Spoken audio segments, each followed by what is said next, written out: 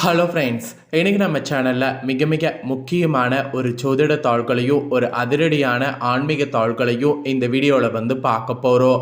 So பார்க்குறதுக்கு முன்னாடி எதை பற்றிய தாள்கள் பார்க்க போகிறோம் அப்படிங்கிறத இன்ட்ரோவில் வாங்க பார்க்கலாம்.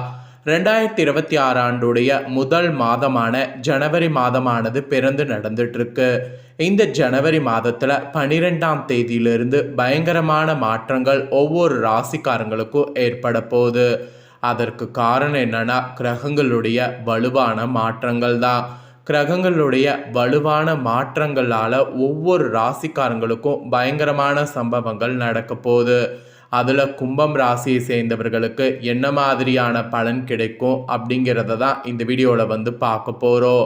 கும்பம் ராசிக்காரங்க உங்களோட ராசி நட்சத்திரத்துக்கு என்ன பலன் கிடைக்கும் அப்படிங்கிறத தெரிஞ்சு அதற்கேற்ப நடந்து பலன் பெறுங்க.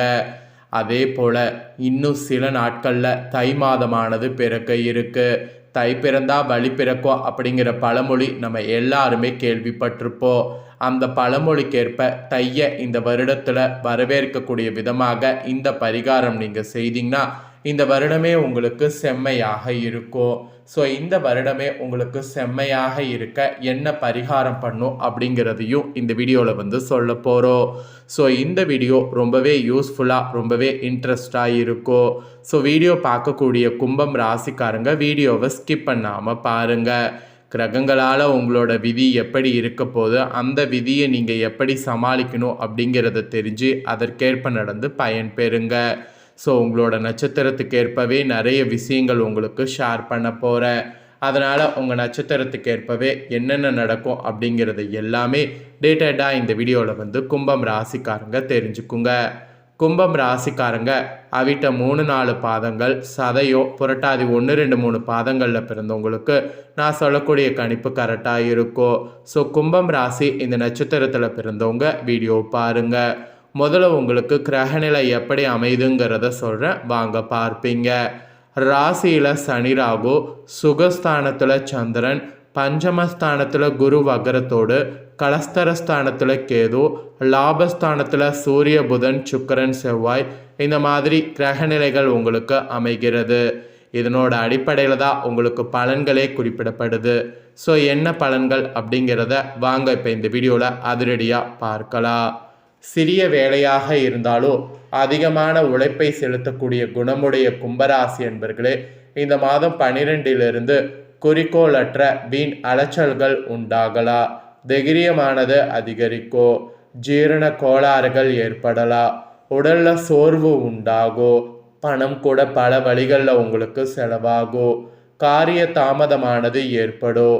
அடுத்தவர்களுக்காக எந்த உத்தரவாதமும் கொடுக்காம இருப்பது உங்களுக்கு நல்லது.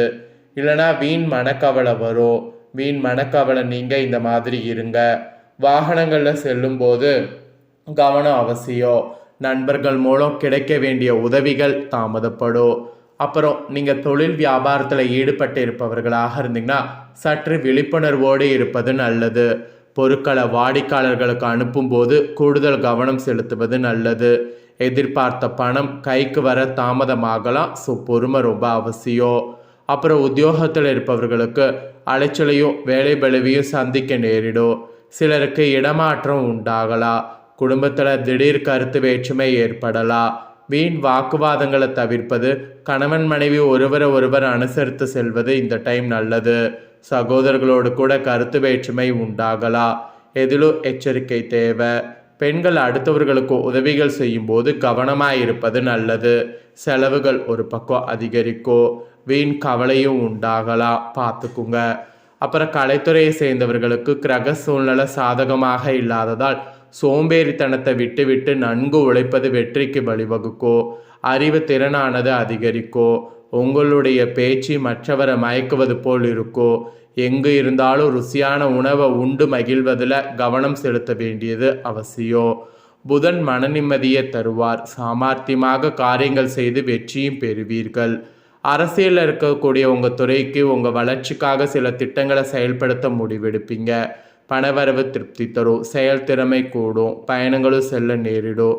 மனதில் நிம்மதிங்கிறது ஏற்படும். சுற்றத்தினருடைய வருகை இருக்கும். நண்பர்கள் மூலம் மன மகிழ்ச்சி ஏற்படும். இனிமையான வார்த்தைகளால் சிக்கலான காரியத்தை கூட எளிதாக செய்து முடிக்க முடியும்.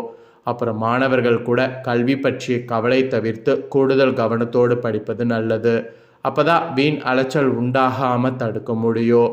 உங்களோட ராசிக்கு இந்த மாதிரி தான் பலன்கள் கிடைக்கும் என்பது குறிப்பிடப்பட்டிருக்கு. இதில் உங்கள் நட்சத்திரத்துக்கு ஏற்பவும் சிலது சொல்லப்பட்டிருக்கு, வாங்க பார்ப்பீங்க. ஃபர்ஸ்ட்டு அவிட்ட 3-4 பாதங்களில் பிறந்த கும்ப ராசிக்கு சொல்லப்பட்டிருக்கு. இந்த டைம் உங்களுக்கு எந்த சூழ்நிலையிலையும் பதட்டம் அடையவே கூடாது. உத்தியோகத்தில் இருப்பவர்கள் காரிய அனுகூலம் கிடைக்க பெறுவீர்கள். புத்தி சாதுரியத்தால் காரிய நன்மை பெறுவீர்கள். பணம் கொடுத்து உதவி செய்வதற்கு முன் தகுந்த ஆலோசனை வாழ்க்கை துணையோடு செய்யணும். அரசாங்க சம்பந்தப்பட்ட கணக்கு வழக்குகளை சரியாக வைத்து கொள்வது ரொம்ப ரொம்ப ரொம்ப ரொம்ப முக்கியம். அப்புறம் சதயம்ல பிறந்த நட்சத்திரத்துக்கு இந்த டைம் வழக்கு விவகாரங்கள் உங்களுக்கு சாதகமாக இருக்கும்.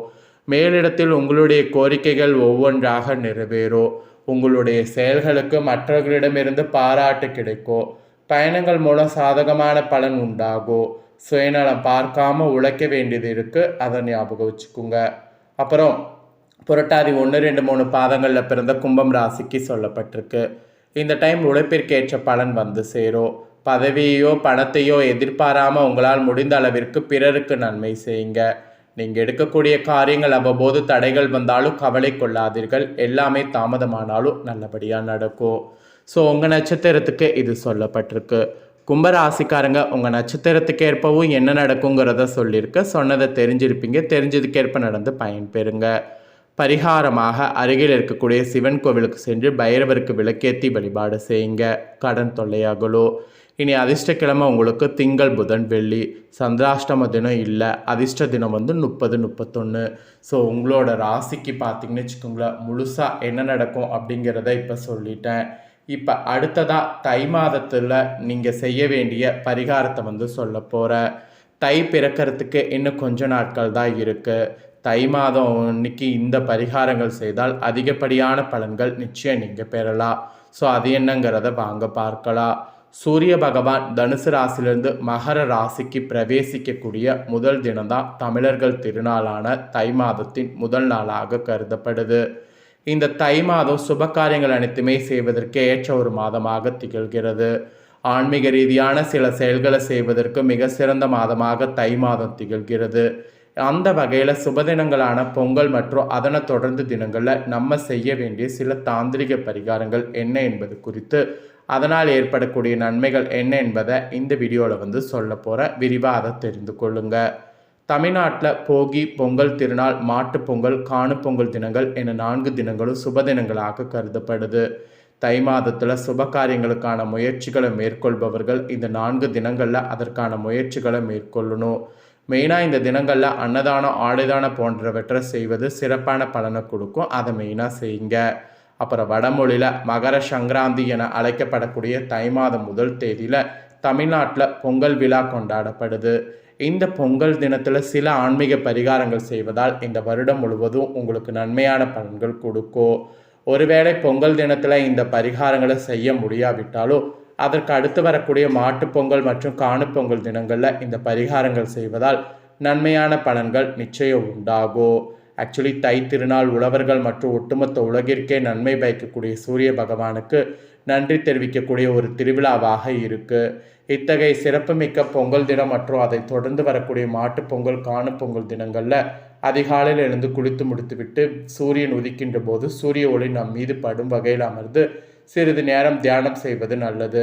இதனால் நமது உடலில் தங்கியிருக்கக்கூடிய சூட்சமமான எதிர்மறை ஆற்றல்கள் நீங்கி தோஷங்கள் கலந்து உடல் மற்றும் மன ரீதியாக ஆரோக்கியம் மேம்பட உதவுகிறது. அப்புறம் பொங்கலுக்கு மறுநாள் வரக்கூடிய மாட்டுப்பொங்கல் தினம் உழவர்களுக்கு உறுதுணையாக இருக்கக்கூடிய மாடுகளுக்கு நன்றி தெரிவிக்கக்கூடிய ஒரு தினமாக இருக்கு. பசுமாட்டில் தேவர்கள் வாசம் செய்வதாக ஐதீகம். எனவே இந்த மாட்டுப்பொங்கல் தினத்தில் பசுமாடுகளுக்கு விருப்பமான உணவுகளை வழங்கி அவற்றின் ஆசிகளை பெறுவது நல்லது. அதிலும் குறிப்பாக அகத்திக்கீரை, அருகம்புல், வாழைப்பழங்கள் போன்றவற்றை பசுமாடுகளுக்கு உண்ண கொடுத்து அவற்றை தொட்டு வணங்குவதால் குலசாபங்கள், முற்பிறவி பாவதோஷங்கள் போன்றவை நீங்கும். உங்கள் வீடுகளில் பசுமாடுகள் வளர்க்க முடியல அப்படின்னா கோவிலில் இருக்கக்கூடிய பசுமாடுகளுக்கு கொடுங்க. அல்லது வீட்டுக்கு அருகில் யாராவது பசுமாடுகள் வைத்திருந்தாங்கன்னா அதுக்கு உணவு கொடுத்து வணங்கி தேவர்களுடைய ஆசையை பெறுங்க. ஸோ மறக்காமல் இதை செய்திருங்க. இதை செய்து இந்த தையை வரவேற்று பாருங்கள். இந்த தை உங்களுக்கு சிறப்பாக அமையும். ஸோ இந்த முக்கியமான தாள்களை நீங்கள் தெரிஞ்சுக்கிட்டது ரொம்ப யூஸ்ஃபுல்லாக இருக்குன்னு சொல்லி நான் நம்புகிறேன். இந்த வீடியோவை நீங்கள் பார்த்து முடிச்சுட்டு இது உடனே லைக் பண்ணி உங்கள் ஃப்ரெண்ட்ஸ் ஃபேமிலிக்கு ஷேர் பண்ணுங்கள். உங்கள் ஃப்ரெண்ட்ஸ் ஃபேமிலியில் இருக்கிறவங்களும் கும்பம் ராசிக்காரங்களாக இருந்தாங்கன்னா இந்த தாள்களை பார்த்து இது தெரிஞ்சு இதற்கேற்ப நடந்து பலன் பெறட்டும். இதே போல் புதிய தாள்களை தெரிந்து கொள்ள மறக்காமல் நம்ம சேனலை சப்ஸ்கிரைப் பண்ணுங்கள், கூட பெல் பண்ண ப்ரெஸ் பண்ணுங்கள். அதை பண்ணிட்டீங்கன்னா இனி நான் போகிற மற்ற அப்டேட்டான எல்லா வீடியோஸும் உடனுக்குடனே தெரிந்து கொள்ளலாம். ஸோ மறக்காமல் பண்ணுங்கள். நெக்ஸ்ட் இதே போல் சுவாரஸ்யமாக வேறொரு வீடியோவில் வந்து உங்களை சந்திக்கிறேன். நன்றி.